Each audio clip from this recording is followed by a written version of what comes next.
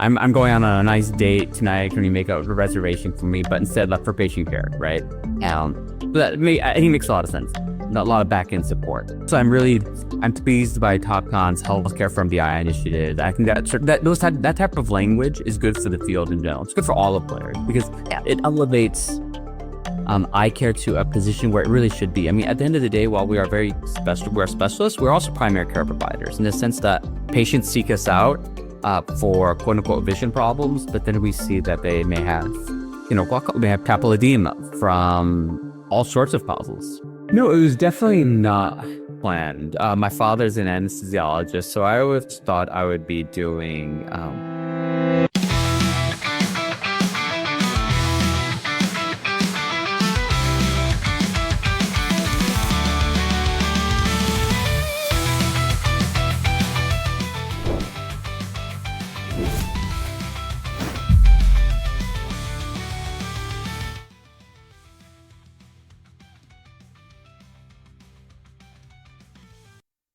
Brad Smith once said, "Our future success hinges on our ability to embrace AI and use it for good."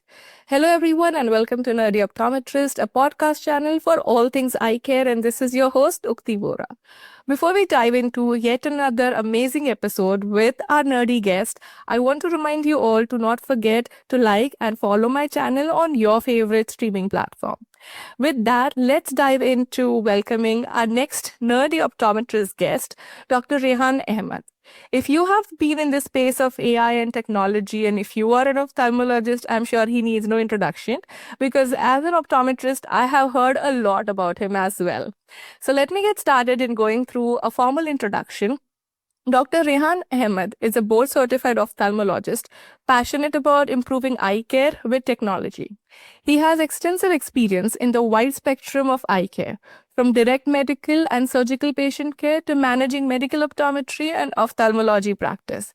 He is also a co-editor for AI in Eye Care, published by Jobson, and CMO at Blink by Global Medical. He's a true nerd. I don't know how he manages it all, but we are going to break that through and understand his journey on this episode. With that, a very warm welcome to the Nerdy family. Thank you so much, Rikti. I really appreciate you having me, and I love the name. I do identify as very much a nerd for a very long time. So it's a pleasure to be on here. Thank you for hosting me. I'm so happy you like the name, because that's the goal, to make nerd a coolest thing on earth or in the eye care industry. And with that, I want to dive into my favorite first question is, how did you bump into eye care? Was it an accident or was it something that was planned? No, it was definitely not planned. My father's an anesthesiologist, so I always thought I would be doing medicine. Although the real story, if you want to know, it's a very nerdy story. It's a nerdy story because it actually ties into AI too. Because imagine, I don't know where you were, New Year's Eve on December 31st, 1999. You're probably much younger than me, but I was a senior in high school at the time, and I was very much into AI and computer programming. And in high school, as a senior in high school at that time, I was working on artificial neural networks, believe it or not. I thought I would be computer science, go to MIT, do all the computer sciencey stuff. But I was working on artificial neural networks in C++. That's the programming language. Yeah. And we were working with a robot on a robotic vision system to identify tic-tac-toe, like to X's and O's on a tic-tac-toe board. And I was just programming all night, and I was just obsessed with it. And I missed all of New Year's, and so it was very much a nerdy moment. And that's how I got. So in computer science, I got really interested in the biological. So I was looking at the computational basis for intelligence, and way back then, and then I got interested in the biological basis for thinking and consciousness and brain. And I was a philosophy major, in fact. So that got me interested, but eventually just got interested in, well, how does the brain actually do it? I'm kind of interested in computers, but how does the brain actually do it? And then that got me interested in medicine. And then in anatomy, in my first year of medical school, I was just fascinated by the eye. I remember looking at the iris through a slit lamp for the first time and seeing it kind of look like a mountain. You see the valleys and the peaks of looking at the iris at high magnification. deconstrict and dilate at the slit lamp. I thought this was like a really beautiful organ. And sight is such an amazing sense that once we lose, we realize how valuable it is. And for all the reasons that, you have gone into eye care too, those are similar. And I thought the work-life balance of surgical medical care is just, and the technology. I mean, what other specialty in medicine can you shoot worms, with a laser or do things with a laser and, you operate. So I love ophthalmology. I think I'm been very happy with the field ever since choosing it. But that's for my journey in a nutshell, how I bumped into eye care. Oh, that's really fascinating, and I'm really interested to learn, like, how your passion for technology and science and AI, how you made sure that it comes back after becoming an MD as well. So, though there was a curiosity. I call my mom, like, had I actually not gone into medicine and stayed in AI, I think we'd be, maybe at a different place. But yeah, no, it's been a fun journey so far, and I'm excited about But it. as you rightly said, right, like eye care is such a fascinating industry and space.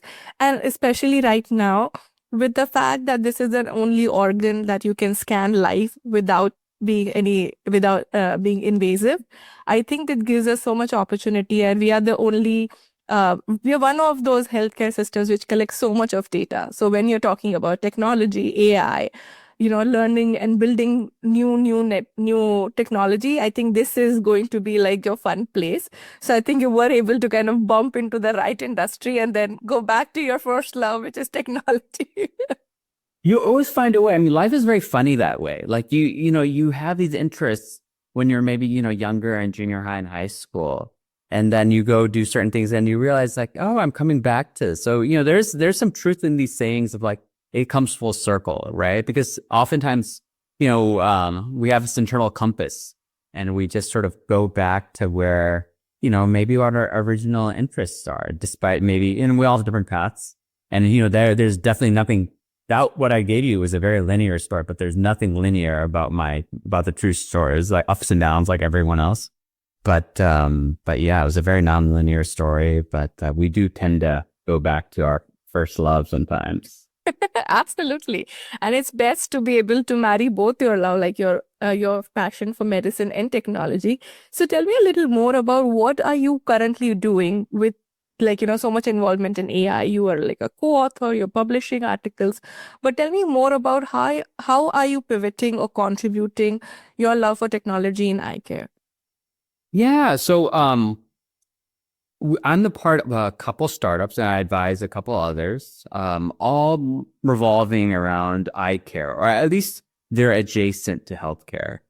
Some going from purely AI diagnostic startups to more maybe retail adjacent type of things. Think, maybe frames and eye care, like that type of thing. But they're all tangentially related to eye care, which is, really my passion. Or I think I think we all have to realize like what are our strengths and where do we have domain expertise that, no one else could just sort of copy. Right. So, that's where I think I have some unique insights and value that I could add. And so those are the areas I like to play in. And of course, working with, Blink, which makes, intelligent, smart, tech-enabled frames for ocular diagnostics. I think it's a really interesting startup, and we're excited to finally have product rolling out sometime early this summer, and particularly with myopia management. So I am I love working with optometry and ophthalmology and eye care providers, opticians as well. And so I think we all have a great role to play together in advancing the field. Absolutely. And you mentioned about working with startups. How do you identify? Because now there are too many startups that are coming out, and you also being in the eye care space. If say someone is putting a startup together who is not from the industry, you have the domain knowledge, but you also want to make sure there's an ethical use of the technology. You want to contribute and be kind of a gatekeeper.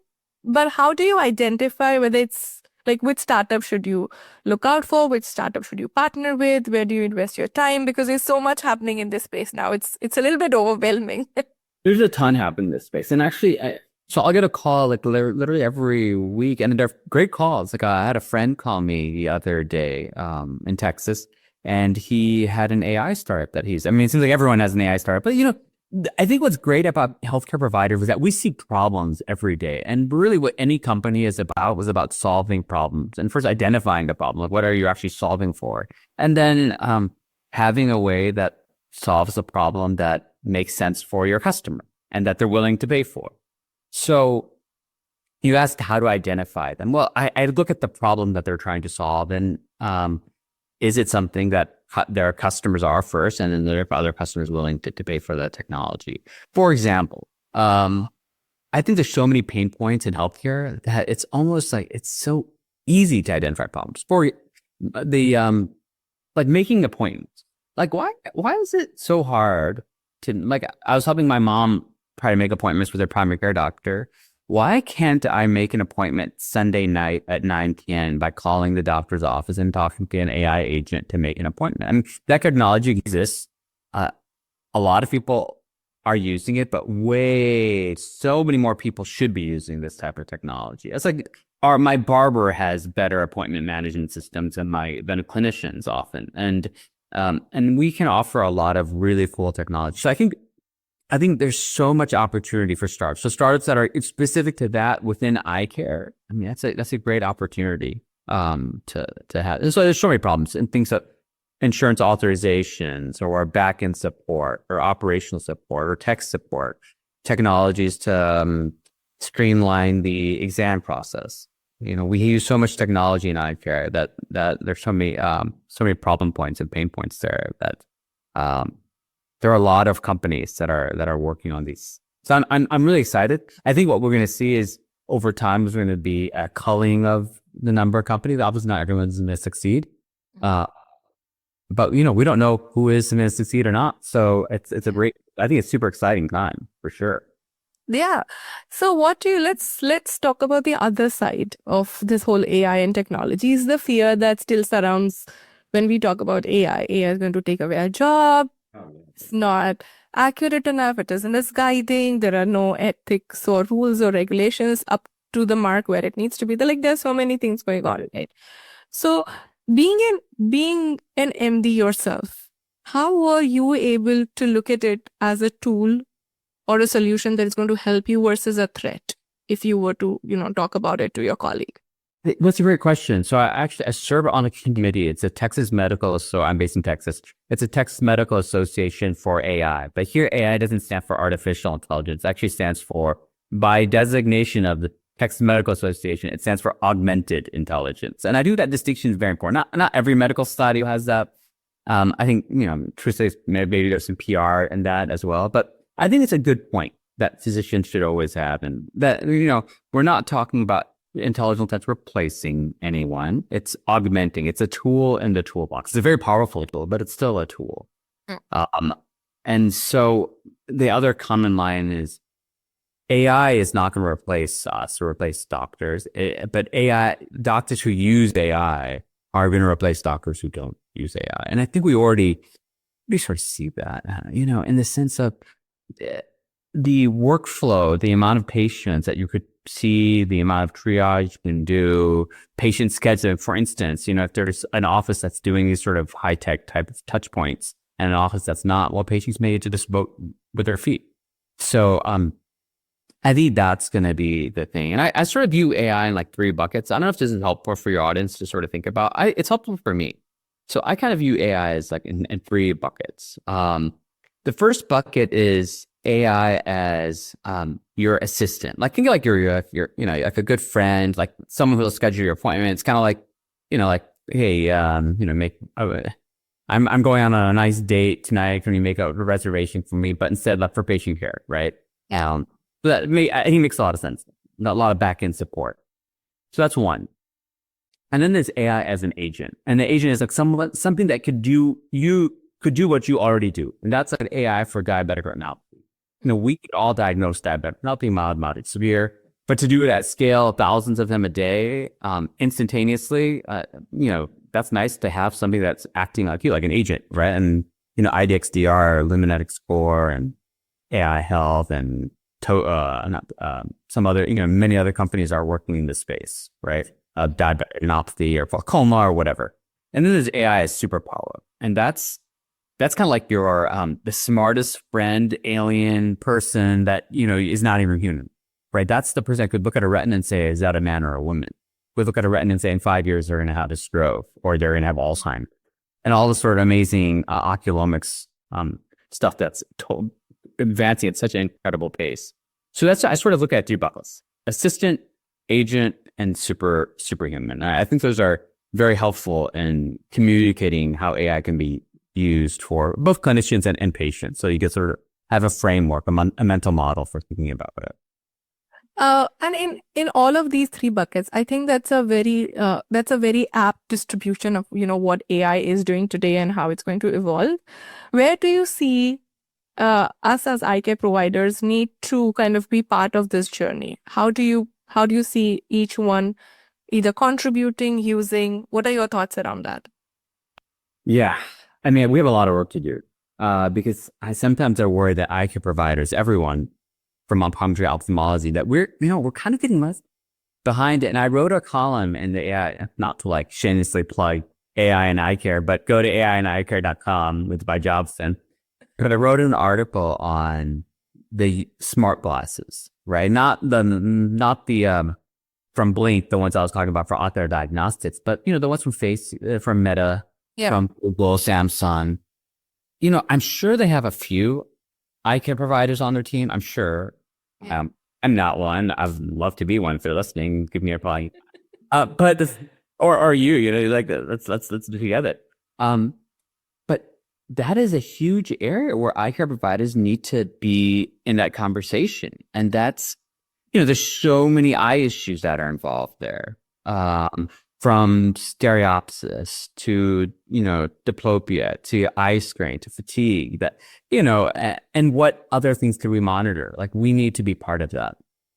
So I think that's what kind of worries me. I was talking to Scott about that. Like, we need to be part of that conversation. Like, this could be the future of computing. We're saying, like, instead of a phone, we're going to be on glasses all the time. And what does that mean for eye health? Like that's our space. This is our space to win. That's our organ. Right. So we need to be part of that. And so I would encourage, that's something I'm also learning about. Like, where is this going? Where's the future of computing going? I think that's a great feedback that you shared. And I think what I would also like to reiterate is we as eye care provider need to think outside eye care. Like you mentioned about Meta, Google, they're all already investing. They've seen the potential that an eye care industry can bring to so much information that, just a pair of glasses, they've converted everything as smart, right? From your cell phones to your watches to your eyeglasses. So there's so much potential that these big players have already identified, and they are going to develop it, whether you like it or not. So it's better to just get involved and, hold your space and have a seat in that conversation so that you're able to be part of those decisions, part of that revolution or the changes that are happening with this technology. 100%, and I think another great example is Nuance, the headset, which are in hearing. I remember one of my first jobs out, we had an audiologist on staff at the ophthalmology practice, and because it makes a lot of sense. We sort of see it, and now you're seeing it done at scale. And so I totally agree that we need, as eye care providers, although we are eye care providers, we need to think about beyond. And that's why I'm pleased by TopCon's Healthcare from the Eye initiative. I think that type of language is good for the field in general. It's good for all the players because it elevates eye care to a position where it really should be. I mean, at the end of the day, while we are very special, we're specialists, we're also primary care providers in the sense that patients seek us out for quote unquote vision problems, but then we see that they may have, glaucoma, may have papilledema from all sorts of causes, from increased intracranial pressure, from due to some, tumor or papilledema or cerebral sinus, like a sinus thrombosis, right? So there are all sorts of reasons for patients to visit their eye care providers outside of just wanting to see better, look better, etc. But we have a real value in the healthcare space. So yeah, and even beyond that, even beyond healthcare, it's also wellness. And that's one thing that we're working at with Blink, not to plug this company, but just in general, like, the eyelid movement can monitor for fatigue or Parkinson's, or of course, digital eye strain is a big topic. And, these not, we're talking about like kind of a wellness play here. And so I think that's also potentially, could be another avenue for a new company to start thinking about where does the eye fit in from healthcare to wellness to from fashion to actual, seeing better. So I think there's so many different avenues that a new startup can think about. Where is the problem? Where do I want to devote my time and energy to? I think that's fascinating. And I think you've basically nailed each section or each new technology that's exciting, that's right there, that's developing as we talk. And also did throw in few ideas for anyone who's listening and, want to kind of think about some ideas, find this problem innovative and think, yeah, let me think about it and develop something. I think that's fantastic. You have had your journey from being a practicing MD to, getting into technology and AI. Tell me about any roadblocks or anything that you felt was difficult while you're, trying to transition, while you're trying to talk about AI, being an MD. Like, tell me about some of the challenges in your journey. Well, for me, technology was, I've always felt kind of facile with technology. I'm always kind of a tech nerd. I'm an early adopter, even with surgical techniques. I like that sort of stuff. So that not too many roadblocks there. I will say, stuff is moving so fast. It's hard to keep up. But the amazing thing is it's hard to keep up for everyone.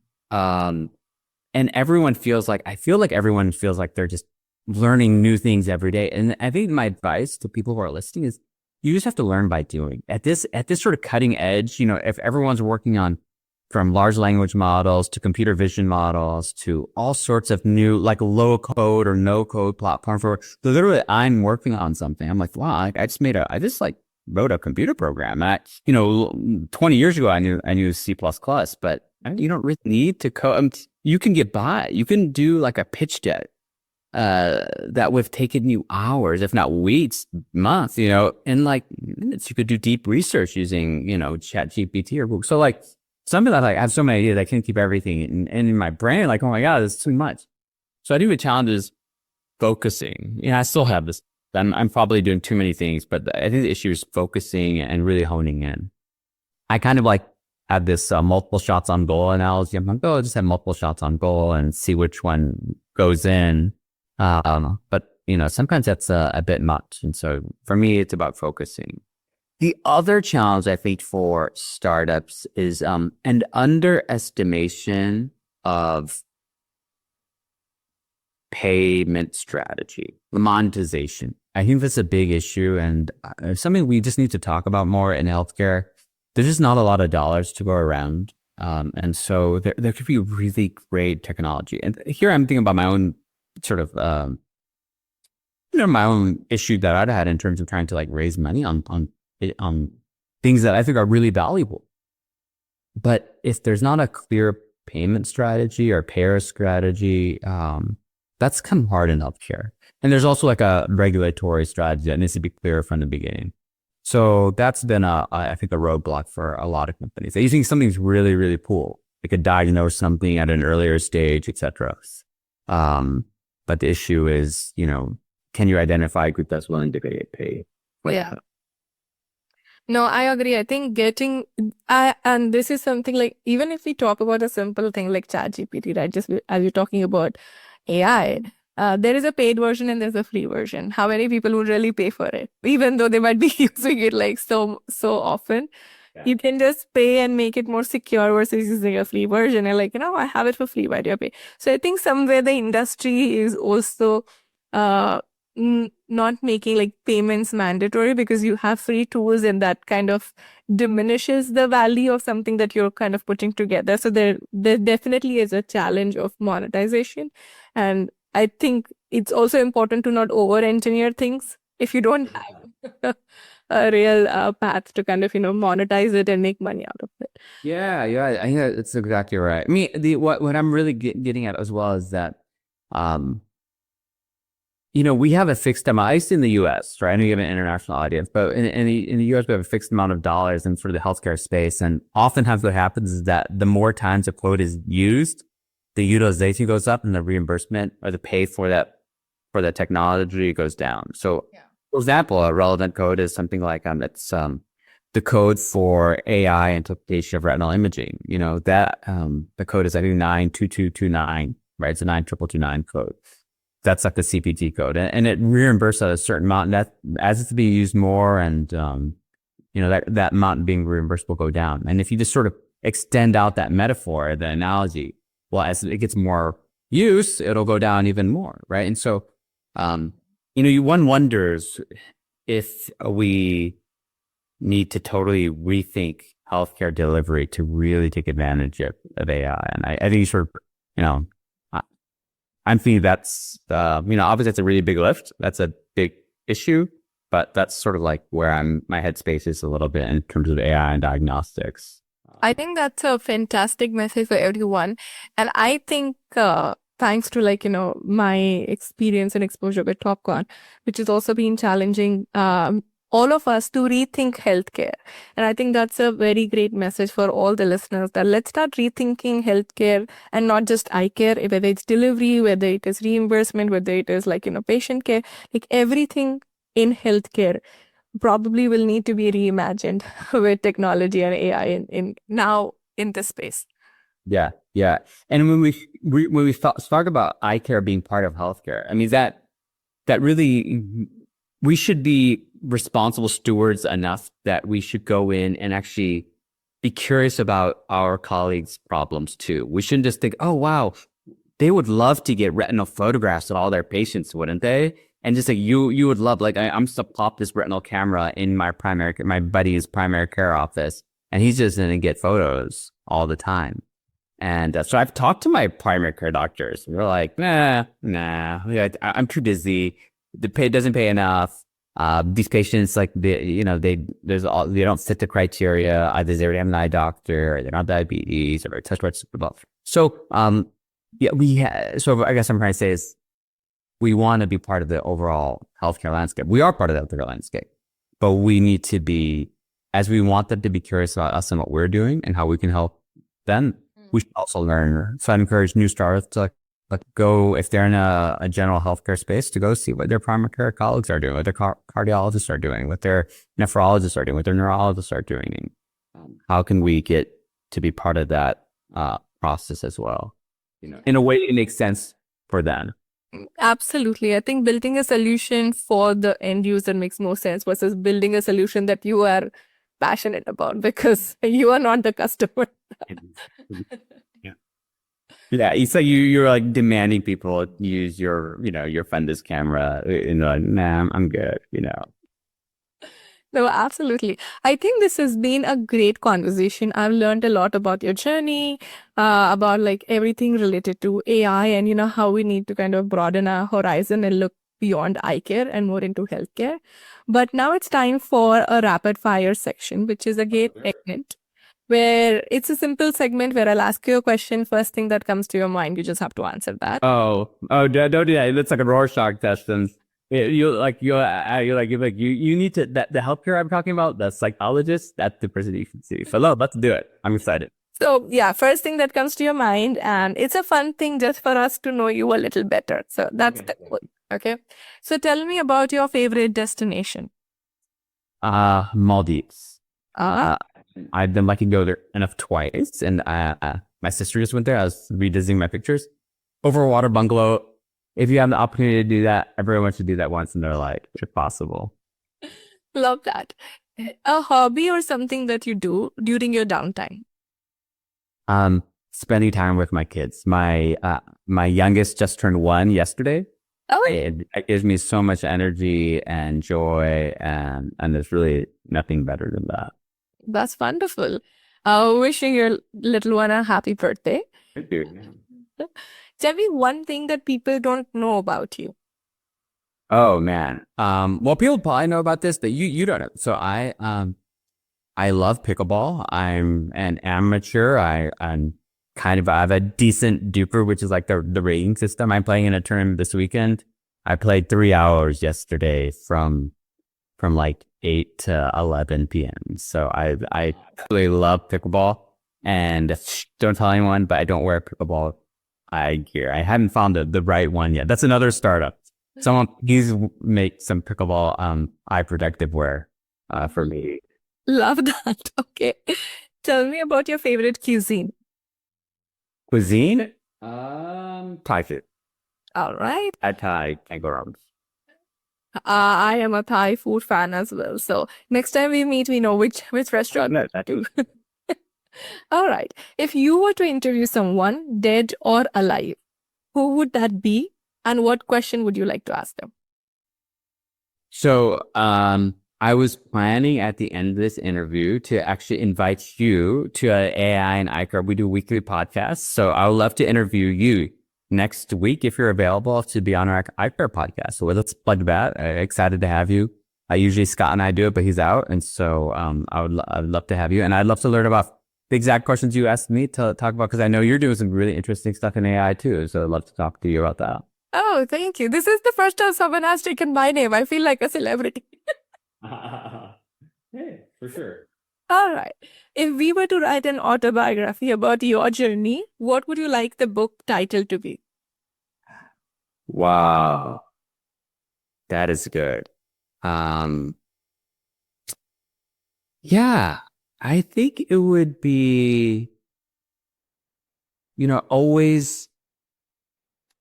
So I think the title would be something along the lines of always looking up, or some play on that, looking because of eye care and up just because, like I said, it's been a very non-linear journey, and on a different day, maybe I'll tell you about all the other ups and downs, mostly downs, a lot of downs, and a lot of ups. So always being optimistic and hopeful for the future. So All right, always looking up. I think that's a good title, knowing what the journey that you have had.